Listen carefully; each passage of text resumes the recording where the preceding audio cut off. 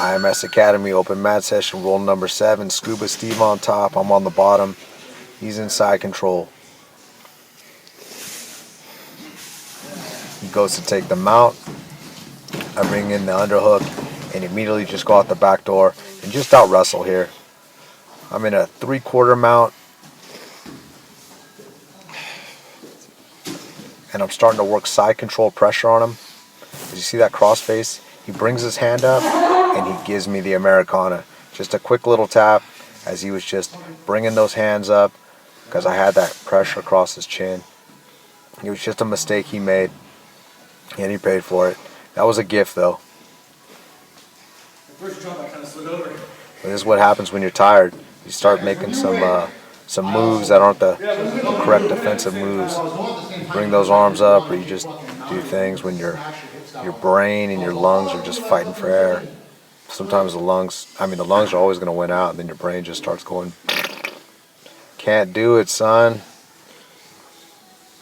And then you get locked out. Here he goes. He tries to take the mount again. He gets knee on belly. He's only halfway there. Still kind of chopping my legs off. I work for the sweep. And then I always try and scramble. Out of any movement, I'm always going to look to scramble to get my legs back in the fight. My legs aren't there yet. He's got side control. So I'm going to turn in. He's got control in my head. He's trying to dig under.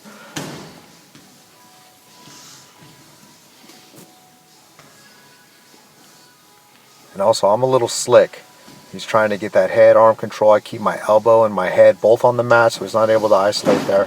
Then I turn in. I suck in that single leg and I wrestle him right on top. That right there is the Scuba Steve special. I did that right back on him. Like, he'll do that to you all day long. It's one thing, you can control a guy's head, but you cannot let them control your legs. If that happens, you're in trouble. You're just going to end up on your back. So control your own legs when you control somebody's head. You're trying to bring that leg up. It's a little funky there.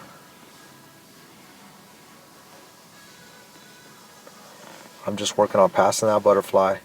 Slowly I get my knee over and then I shut it right back down on the hip. Now I've got a clean half guard position from the top. Got that far side underhook.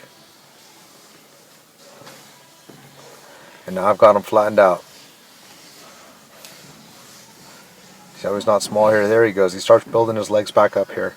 As you're supposed to do. He starts getting small. It's always good. Get small, elbows to knees. So when guys get small on me, I like to help them get small. So here I am. I'm just doing a can opener here in this position. He's trying to test my base, grabbing my ankles. But as long as I have his head, here I can kind of control the movement of his ball. He's trying to bring that leg out, maybe get it over my shoulder.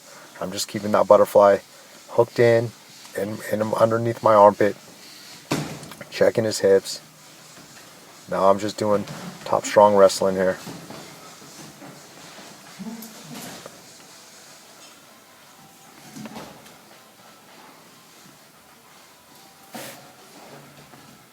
Still staying small.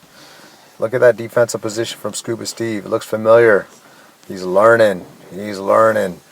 It's pretty good. Now all you got to do, Steve, is just bring it back left to right. Point your knee straight up. Work that elevator when you're here in this position.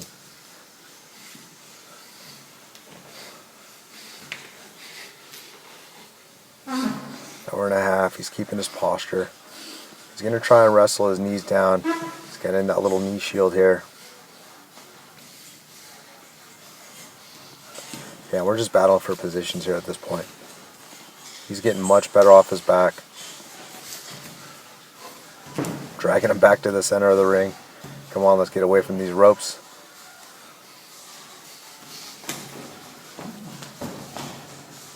And there I go. I get around the legs. I end up getting double wrist lock here.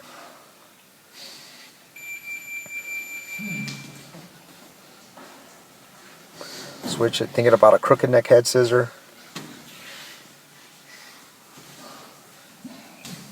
And I switch off that. Clean side control here. He's kind of flattened out.